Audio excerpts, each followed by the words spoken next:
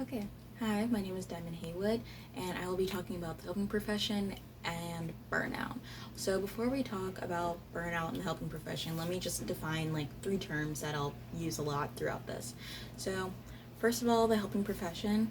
That's pretty much anybody who's in the College of Health and Human Services for their major or minor, as well as other departments throughout our school. So, the helping profession includes individuals where their work involves resource provision to clients or customers. And they themselves are also a resource in that sense because they're the link to those resources that they need. So, again, that would be like anyone under the College of Health and Human Services, like nurses, therapists, social workers, and even teachers. So, it's not just under this one branch.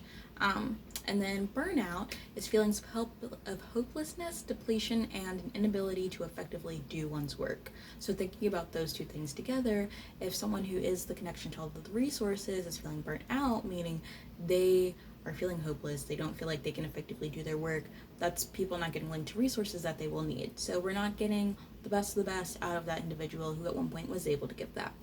And then to help with that, we have mindfulness, which is acts that promote a greater effect tolerance, self awareness, and self regulation. And we'll talk about how those actually link together. So, the reason for this research is because 86% of individuals within the helping profession in 2018 reported feeling some kind of stress. Now, stress in small doses and over like short spans of time, that's fine, that's normal, especially with resource provision. However, large doses of that over long periods of time, that's not good. And that can lead to burnout, which, as we talked about before, isn't great. So, the biggest issue with this is that mindfulness, amazing. They found that it can help, can be really great. They actually have this tool called the MBSR, which is a mindfulness based stress reduction. And they have a program that's set for it that is 8 weeks, covers 30 hours within those 8 weeks.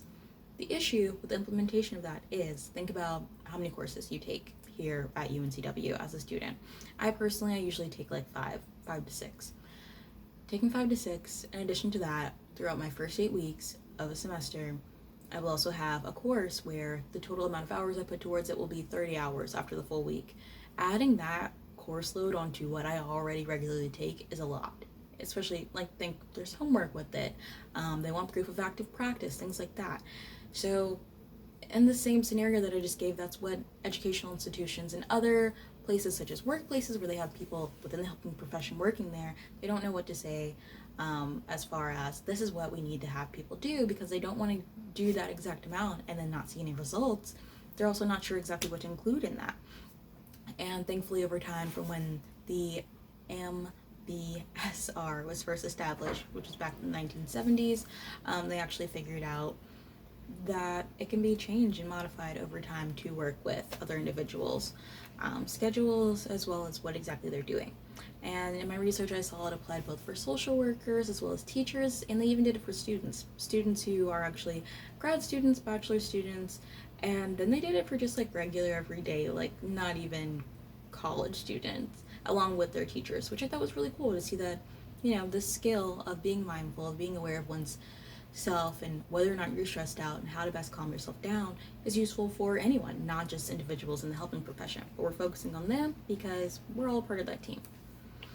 So research shows that increments of implementation that are structured over short amounts of time are only useful when there has been a long period of like guided mindfulness. And I think that's something good to keep in mind, especially as we're thinking of how, larger institutions can implement this for their employees or their students.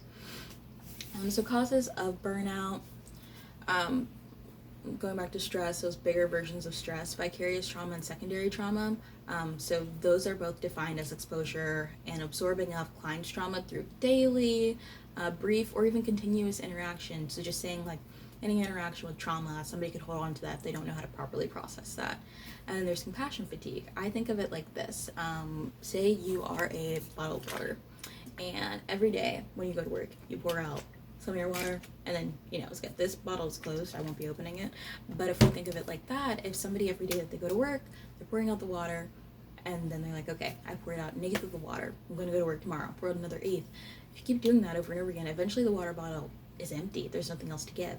When individuals do that in the helping profession, that leads to compassion fatigue because they're not taught how to refill that bottle of water, or if they're not taught how to refill that bottle of water. And if you're winging it on your own, you're not quite sure where to go, that can work for a little bit of time, but then maybe you're not refilling enough to produce that 1/8 that you used to give every day. Now you're only refilling enough to give a tenth. And that's close, but that's not the same. So we want to make sure that people are able to do just as well and be just as great. And yeah, just figuring out that those three things, even being able to identify it, is helpful. And again, that burnout is felt through all of these different helping professions. And I think one of the gaps within the research is that they separately address, like, burnout is, you can go through burnout as a teacher, you can go through burnout as a social worker, you can go through burnout as just a regular everyday, I haven't even decided what I want to do for the rest of my life, student in middle school, high school, elementary school. I think that is a flaw by not focusing on how do we directly address it for this field.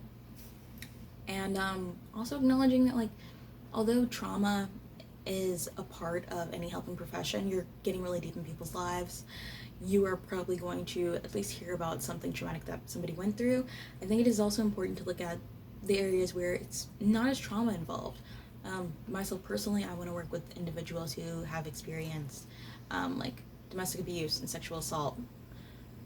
That is traumatic. That's a traumatic experience. I expect to actively, be near trauma, but somebody else is working in human resources for a retail company, they're not expecting to go through that same thing.